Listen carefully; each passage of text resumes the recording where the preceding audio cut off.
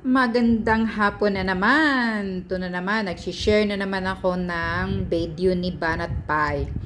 About ito sa balita na itong si Junior, si Little, anak ni Art Tugadi na nasa LTO naka-assign as Assistant Secretary, ano siya ngayon, nagbitiw, nag-resign na siya sa posisyon niya kasi pinipilayan siya ng trabaho niya eh. Parang sinasadya yung ano niya, yung position niya na talagang pipilayan siya doon sa LTO. Pero according to Banat Bay, ito talagang si Art Tugadi, ina-appoint daw ito ni BBM sa airport. Tapos, ayaw ni Secretary Jaime Bautista, yang palpak na Bautista na yan na nasa airport ngayon. Matanda na yan. Pag-assign daw ni dito, ewan kung sino nag-assign, si BBM ba or si Mamshi o si Lisa Smugs, nagpumapalag daw itong si Jaime Secretary Bautista sa airport. Ina-assign kasi ito dyan na bilang isang sa DOTR pala. Sa DOTR, ina-assign to. Kasi yung ama niya, nung panahon ni PRRD, si Tugadi, di ba sa DOTR din. So, ina-assign ito siya sa DOTR, itong anak. Ngayon, pumapalag itong si Secretary Bautista na bakit daw doon sa LTO na lang, parang naging siya ang presidente na pumapalag, ayaw niyang ilagay sa DOTR sa airport si Tugadi. Siya pa mismo ang nagsasabi, bakit dito? Doon na lang sa sa LTO. Sabi ni Secretary Bautista yan. Kaya ina-assign siya ngayon as Assistant Secretary sa LTO. Sinasadya talaga na pipilayan siya. At itong si Marcos na walang yagbol, si BBM, sunod-sunuran, sino na ba ngayon ang presidente? Kung talagang gusto mo na i-assign si Artugadi sa DOTR, dyan sa airport o kung saan-saan dyan, sana ikaw tumayo ka.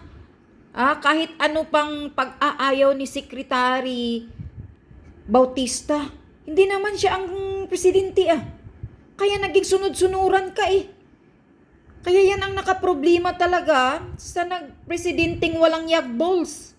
Kasi kung ano ang sinasabi, ano ang binubulong, sumusunod.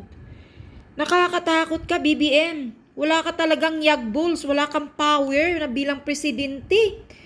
Ang tingin ko dito, mga kababayan, parang pinaglalaruan tayo Parang pinaglalaruan tayo ng mga gobyernong ito Nakikita nyo ba yan? Na para tayong mga ordinaryong Pilipino ay parang mga ultimong tao lang.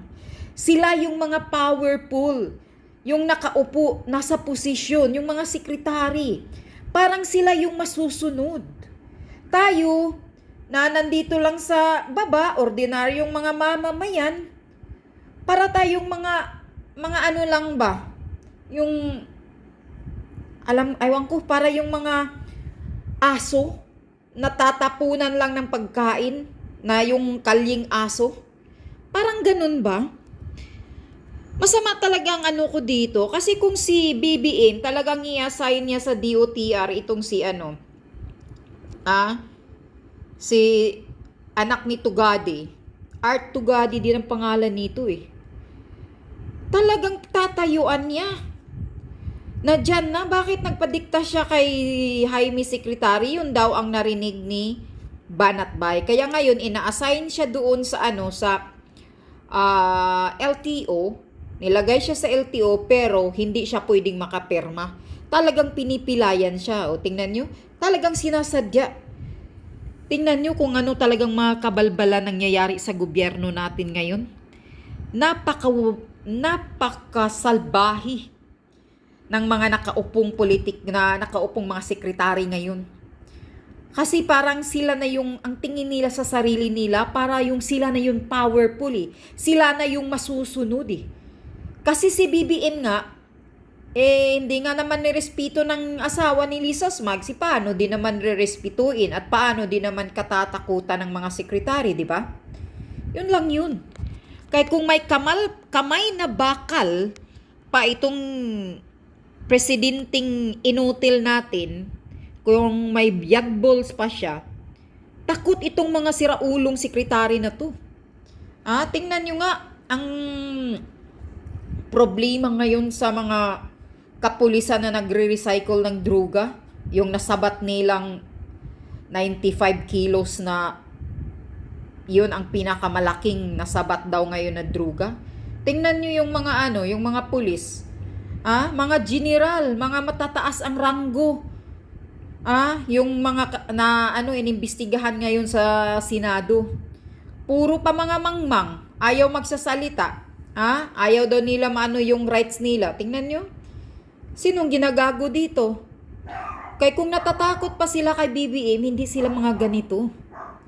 Kasi sila takot sa presidente eh. Kaya lumalala ang krimen, lumalala ang mga kagaguhan sa Pilipinas. Sobrang nakakahiya ang Pilipinas ngayon sa panahon ni Marcos, panahon ni Bongbong Marcos. Panoorin nyo ito, guys. Napag-usapan natin na meron talagang naging problema dyan. Ang aking intel dyan sa loob, sa totoo lang, nung una daw, ang usapan, si Tugade, yung Tugade na yan, ang ilalagay sa airport. Yan ang usapan. Yan ang parang kasunduan. Kaya lang, nung ina-appoint na daw ni Marcos ito sa airport, pumalag itong sekretary na si Bautista, di umano. At sabi niya, wag dyan. Marami akong project dyan. Walang ganun. Marami siyang project kasi wag dyan. Ayaw niya kasi LTO yung mga matino. Ay gusto niya yung mga kasabwat So, siguro. inilagay siya sa LTO. Na mga kawatan ang tanong ko gusto nga niyang doon sa kanila, ilagay. kung Baka source yun ko ang niyan, gusto sabi ni ko, bakit ganun? Bautista. Ba't pumayag si Marcos? Sino ba presidente? Sino ba nag-a-appoint? Yun nga. Alam mo naman, utang na loob, utang na yan. Utang na loob kasi sumusuporta sa kandidatura noon. So, Kasi nga daw, sumusuporta yang si Bautista noon sa kampanya time. sinunod daw yung kagustuhan ni Secretary Bautista, di umano, na wag dyan sa dito ka na lang sa LTO. So nilagay Yun sa nga, LTO. nilagay sa LTO. Pero tinanggalan siya ng kakayanan Correct. na pumirma ng mga projects na kung saan sana masusolusyonan yung mga problema tulad niyang plastic na card sa lisensya at pati sa plaka. Kaya Tinanggal nga, sa kanya yun mga kasi papel na lang about ngayon. how many millions hindi pwedeng pirmahan ng isang ASE, which is noong nakaraang mga administrasyon pwede, pero sa kanya tinanggal para tingnan. mapilay siya. At pag napilay siya, magagalit ang tao, Siya ang mabiblame. pagbubuntunan siya at magre-resign. Ito na nga, nag-resign na Yan siya. na nga, nag-resign na nga. Talagang marumi talaga ang laro nitong mga animal na Yan mga ang isang kupal na to. halimbawa na sinasabi ko sa inyo pag ang gobyerno natin ang walang inatupag kung hindi ang politika. Correct. Ang Ang mumulitika. nagsasakripisyo taong bayan. Exactly. Ang nagsasaper taong bayan. Tulad ngayon yan lisensya, hindi mo ba napakalaking kahihiyan yan na ang lisensya natin naka-Xerox? Bakit? Kaya nga, Dahil sa papel. pamumulitika, di umano ng ating Secretary DOTR na si Bautista. Nasaan na yung pera? Sana nga Nasaan na yung matanggal ka budget dyan? Ngayon, puro Xerox, puro papel. Diretsuhan. Sasampal natin yan sa mga mukha ninyo. Bakit ba?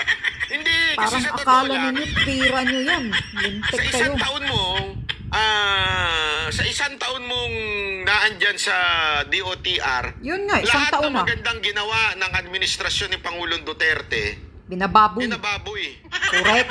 Sa totoo lang. Sir, Inaayos walang ng maayos ang airport, ngayon binababoy nyo. Dati proud na proud kami sa mga pagbabago nangyari sa airport. Ngayon, kinasusuklam ng bawat Pilipino ang nangyayari sa loob ng airport. Exactly, Puro kapalpakan.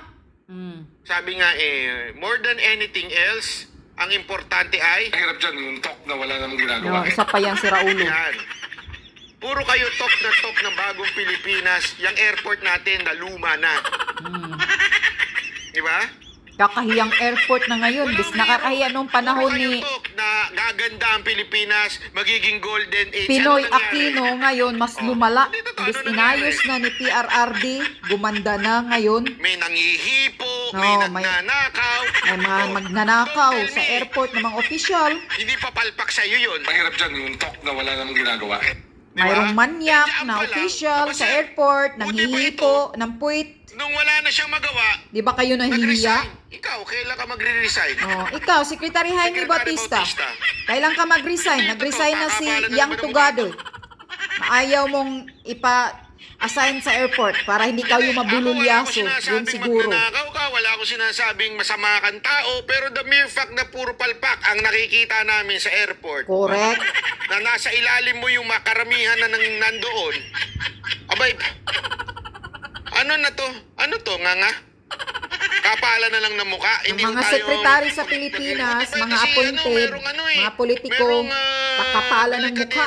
Nung wala na siyang magawa kasi tinanggalan siya ng kapangyarihan, gawin yung dapat niyang gawin, abay nag-resign. Correct. Yan ang may Buti pa ito delikadisa. nag-resign eh. Ikaw, Secretary Bautista, kailan ka magre-resign? Nag-aantay kami, ha? Yan si sama Tugadi, ka na, may Secretary delikadisa, Yung kaya talk na wala nag-resign. namang ginagawa. Ay, sorry naman. Sorry. Ikaw, na Bautista, magpapasira ng kailan ka paraan ng mag-resign? DOTR para serbisyohan ng publiko. Palpak Sinabi ang niya rin airport magbibitiw mo. siya kahit walang pagkakamali o pagkukulang ang kanyang opisina para bigyan si Bautista ng kalayaan na Hmm. Yan, pumili ng binigyan ka taong na ng makakatrabaho. kalayaan, kaya So, nag-resign ayan, siya. Napaka-obvious eh. Sinabi niya, para mag-resign na lang ako para yung kung sino gusto mo, yun na lang pasok mo. Oh, correct. Para may kalayaan ka. Yan, di ka ba nahiya niyan, Ano kayang Bautista? kalayaan yan? Kalayaan sa mga bidding o kalayaan na gawin yung trabaho? Kalayaan na sa kung ano ang gagawin nilang kabalbalan siguro. May kalayaan silang Hindi, Kuot hindi ko alam dito, kung anong kuot kalayaan dyan. yan. Kalayaan ba yan na ma-perform niya ang duty niya bilang sekretary o kalayaan sa mga bidding na mangyayari dyan? 1 year na palpak ang airport, walang nagawa, Tatanong puro lang ako. Niya ng mabuti. issue, puro Sa problema ang timeline ng airport. proyekto para sa pagbili ng mga plastic cards para sa driver's license, inilagay ni Tugade na noon pang January 17, pinirmahan na niya ang purchase request para January 17 niya na daw pinirmahan yung purchase request Oh, yan bilang pakinggan nyo. sekretary. Kaya lang, Pero nung araw ring yun, naglabas ang DOTR ng special order na nagsasabing hanggang 50 million Hinarang pesos ni na halaga Bautista. tingnan mo na. Oh. Tingnan mo kung anong tambalos sa nangyari dito. Mga tambalus-lus eh. Tambalus-lus na pala yung mga yung pangalan araw yan. na pinirmahan niya na, oy, wala na tayong plastic, kailangan na natin, gawan tayong purchase order. O, pirma siya. Biglang naglabas si Secretary Bautista ng, hanggang 50 million lang ang pwede mong... Oh, nilimitahan nga si Yang Tugadi eh. Si Art Tugadi yung junior na yan eh. Junior yata yan. Anong ginawa doon? Hindi, isipin nyo na maigi, anong ginawa doon? Binigyan ng limit. Kaya nga, Alam mo, dapat ito nilimitahan siya tawagin eh. sa ng Kinokontrol ng siya eh. Senate eh. Bakit nagkaganito to di ba? Pinipilayan talaga nila si Bakit Tugadi. nagkaganito to? Bakit siya binigyan ng limit? Sana nasolusyonan sana yung mga plastic nating Problema ngayon na mga lisensya. Lisensya, yung Mga Xerox papel. nating lisensya. On that day, same day, biglang tinanggal sa kanya. Oh, pero sabi nga niya, yung mga predecessor niya, ibig sabihin yung mga dating LTO chip, pwede hanggang 1 billion ng pirma. Oh, exact. Kita Ngayon, niya? ano nangyari? Sa kanya, Dahil sa 50 million lang daw. pamumulitika ninyo, Yan, pamulitika pa Secretary more. Bautista, baka it's about time kayo na sumunod na mag-resign. Correct. Resign ka, Bautista. Nakakahiya ka. Wala kang Konting kwinta. hiya naman po kung meron pa po kayo, sir. Sana naman konting hiya. Bigyan ko kayo ng maliit na impormasyon. Walang Alam niyo delikadisa. ba kailan huling ginawa yung ganyan? Oh, para lang sa kalaman Panahon ni niyo, according Maruhas, sa source the ko na time. opisyal, ha? Dilawan time. Ginawa yung ganyang klaseng sistema nung panahon ni Mar Rojas, kaya maraming nagalit kay Mar Rojas nun. Yes. Ang signing, nasa secretary lang, wala sa baba. Wala sa mga Ibig assistant sabihin, secretary. kung ano lang yung pumasok sa bidding ng Office of the Secretary, doon lang. Hindi hinahayaan yung mga nasa baba. Noon daw panahon ni Mar Rojas, yun ang sabi. Yun nga eh. Kaya nagkaloko-loko daw noon. Inuulit na ang naman kwento sa ngayon akin. Ngayon, inulit nyo na naman. Siyempre, sobra Bakit? pa sa Ano dilawan talaga ang ngayon tunay ah. na dahilan bakit ayaw ninyo sa baba maayos yung mga ganyan? Don't tell me corrupt yung mga nasa baba kaagad. Hindi kasi yan ang dahilan nila eh. Para daw maiwasan ng korupsyon.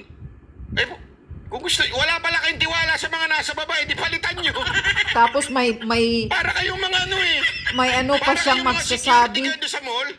Tong Sorry mga security guard. si Bautista Lalo nagsasabi wala ka pag na good sa governance daw. Walang appliance iya. center. Ang kapal ng mukha mo magsasabi kang good Bibili ka doon sa governance appliance tayo center, ngayon. Babayaran mo sa cashier. Bulag ka Pagdating mo sa yata cashier, o nagka-Alzheimer ka na. dadalhin yung gamit mo doon sa entrance ng Good guard. governance. Kami naman ang Kailangan nahihiya sa ipresenta mo inyo. yung binayaran Magsasabi mo, kang yung good resibo mo doon sa governance. entrance. Sa loob-loob ko. Wala kang tiwala doon sa cashier na nagbayad ako. Doble-doble yung Kapal trabaho ng nyo. mukha, Yung lakad lang naman nakapagigil. from the cashier to the entrance nung guard, wala pang 1 second. Ganun, ang lakad. Parang, cashier, guard. Sabi ko nga doon sa guardian nung bumibili ako noon, sabi ko, wala ka ba tiwala doon sa cashier mo? Ba't kailangan pa yung resibo ko? Hindi siya kasi, kung wala pala kayong tiwala doon sa cashier, palitan nyo. Correct. Hindi yung ganyan. Ang lapit-lapit lang. Kailangan ba tingnan? Napakita nga. Di ba? Unless, kunwari, sa mga... meron kasi yan sa Amerika, yung pinupuntahan namin sa Guam noon, Walmart ba yun? Basta, nakalimutan ko na. Doon talagang chinecheck kasi walang tao sa cashier. Self-service, ika nga, doon sa cashier. Self-service doon sa cashier. Yeah, correct. Tapos pagdating mo Self-service. sa exit, doon Dito check rin. nila yung gamit. Kung saan ako Okay ngayon, lang yun, kasi na walang tao sa... bansa. Alay mo, may mga tarantadong... Self-service hindi din binayaran. magbayad. Pwede yun. Pero yung... Ikaw nang mag-key hindi in ka sa, naman makakalabas ano, ng cashier kasi merong cashier harang. dyan. Diba? Pero credit Tapos card, lalagyan mo ibabayad pa ng nyo. security yun, iisa-isahin yung gamit mo. Ano katarantaduhan yun? O ano ang punto ko dito? Ganun lang kasimple. Kung wala pala kayong tiwala na pumirma ng kontrata yung mga nasa ilalim ninyo, abay palitan nyo. Ba't kayo naglalagay ng mga mandarambong sa ilalim? Correct. Diba? Ganun lang kasimple. Kung wala kayong tiwala sa mga nasa ilalim ninyo, palitan nyo. Yung mga assistant secretary, kung walang Hindi tiwala, yun ang wala papalitan kang mo, tiwala dyan. Bautista. Lagay lang namin dyan. Ba't yung pa nilagay? Ano katarantaduhan Nilagay yun? talaga si Tugadi assistant secretary para mapipilayan. Pinapayagang pumirma. Wala Kasi siyang karapatang baka magnakaw. magperma. Sira ulo. Bakit nandyan? Kapal Ano ng mga mukha. kalokohan yun? Kakahiya. Di maglagay-lagay kayo ng pagkakatiwalaan nyo. Ba't kayo naglagay ng pagdududahan nyo? Yun nga eh. Klaseng tambalos-los yun. Buti pa si Tugadi ngayon may delikadisa, nag-resign para pinagbigyan na yung kabalbalan mo, Bautista. Ay, nako, anyway. Para masulo mo na ang palusot gusto lang mo. siguro Yun ito. ang ibig Alam sabihin nyo, ni yung Tugadi. mga palusot na ganyan, sabi ko nga, wala na ibang dahilan yan. You just want to have the control of everything. Correct. Di ba? Gusto lang talaga nilang kontrolin. The projects, kung ano man yung pumapasok dyan. Ngayon, ibig bang sabihin nun masama? Hindi naman po. Pwede naman na ganyan lang just to make sure everything is according to what you plan. Okay? Pero akin, kung nasa control nyo pala yun, kinuha nyo yung control, eh bakit asa na yung lisensya? Naintindihan niyo ibig sabihin?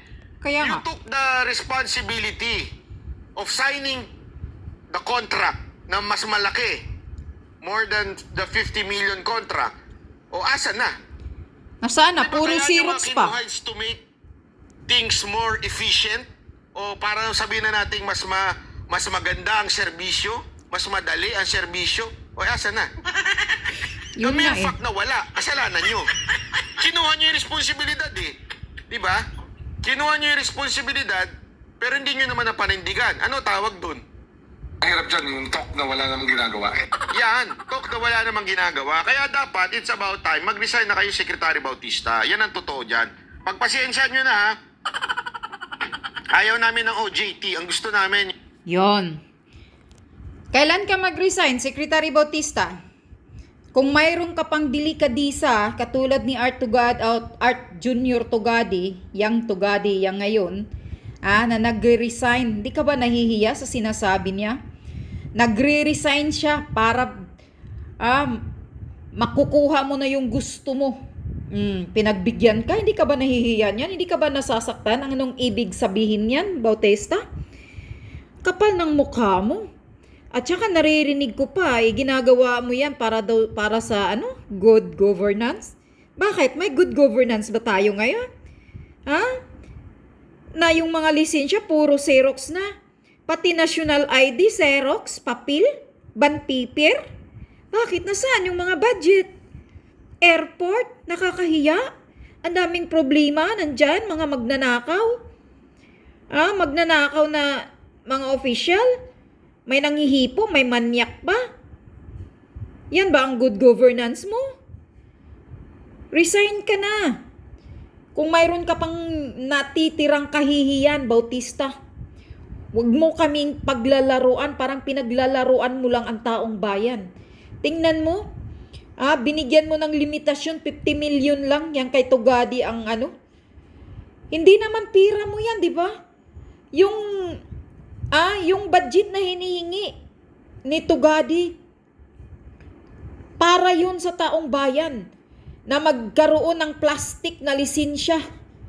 Hindi yung Xerox paper lang. What the heck? Nakakahiya kayo. Puro Xerox na ngayon. Yan ang good governance?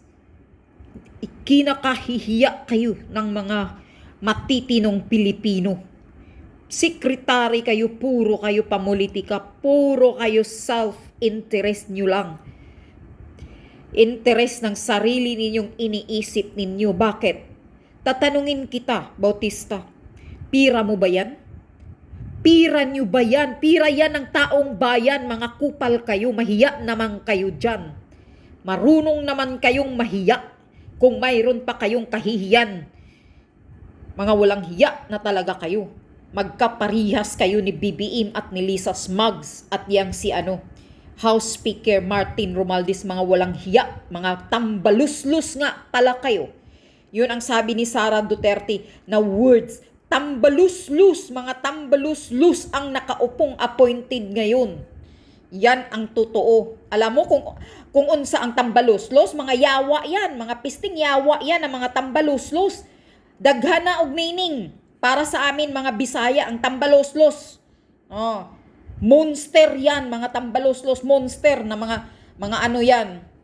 Kung alam nyo ang meaning ng tambaloslos, mga tambaloslos nga kayo talaga, tambaloslos na walang kahihiyan. Yun.